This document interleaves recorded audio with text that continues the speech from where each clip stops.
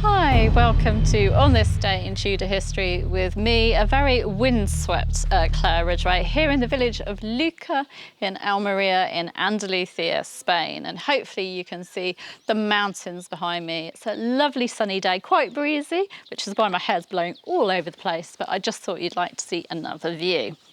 Okay, where am I taking you to today? Well, I'm taking you back to the reign of Queen Elizabeth I. But on this day in Tudor history, the 10th of April, 1585, Pope Gregory XIII died from a fever.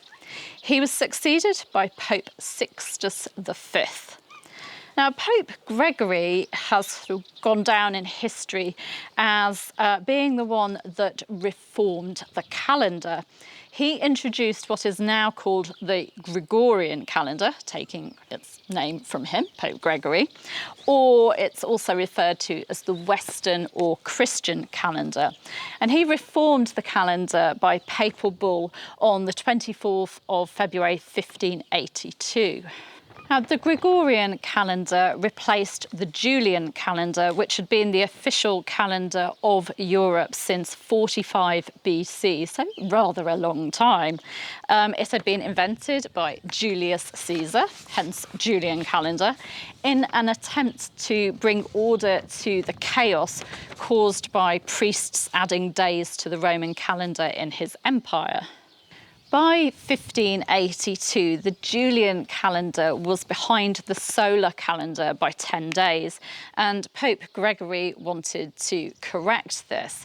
His reform meant that the calendar would advance by 10 days, and it also included instructions that century years, such as 1700 and 1800, would not count as leap years unless they were divisible by 400.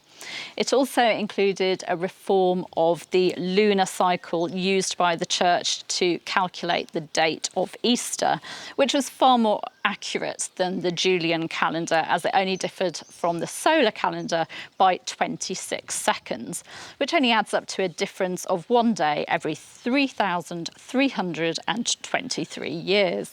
Now, the 15th of October 1582 was the first day of this new calendar, the Gregorian calendar, following the last day of the Julian calendar, 4th of October 1582. So that means in 1582, in countries that adopted this new calendar, the 5th to the 14th of October just didn't exist. They jumped from, their last day was the 4th of October, and they jumped to the 15th. However, many countries totally ignored Pope Gregory's papal bull and carried on using the Julian calendar. England, for example, didn't adopt this new calendar, the Gregorian calendar, until 1752, when the British Calendar Act of 1751. It meant that the British people went to sleep on the night of Wednesday, the 2nd of September 1752, but woke up the next day on Thursday the 14th of September 1752. That must have been so confusing. Yes, totally mad. Now, going back to what I said about how some countries didn't take on the Gregorian calendar in 1582 and carried on using the Julian calendar, I can imagine that being very confusing for people like merchants, navigators and diplomats who travelled between countries that used different calendars. It was a totally different date if you moved, across a border. It's also confusing for historians and researchers using archives from different countries after the 1582 change of calendar, as dates would differ, for example, between England and other European countries.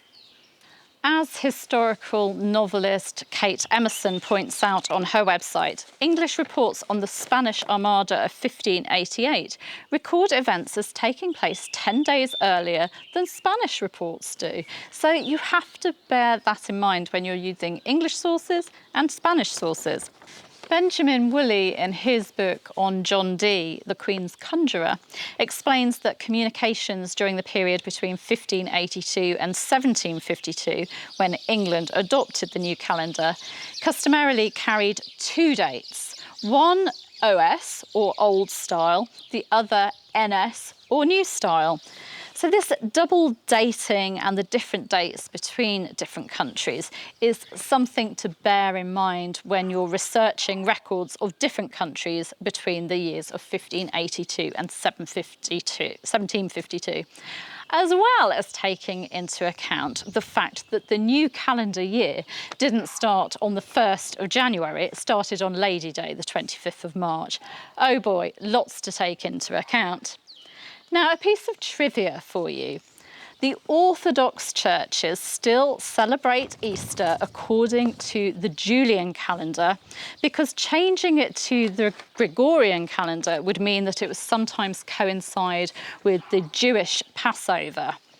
Now, here in Spain, I will be celebrating Easter Sunday 2020 on the 12th of April, whereas my son in Russia with the Orthodox Church will be celebrating it on the 19th of April, so I'll have to wish him happy Easter on a totally different weekend. But perhaps I should use this as an excuse to celebrate Easter twice and to have two lots of Easter eggs. That sounds great, don't you think? Now you can submit to this channel by clicking round about there. You can hit the bell to be notified as these videos go live, and you can of course give me a like and leave a comment, and definitely the mountains behind me are worth a like, don't you think? I'll see you tomorrow. Bye bye.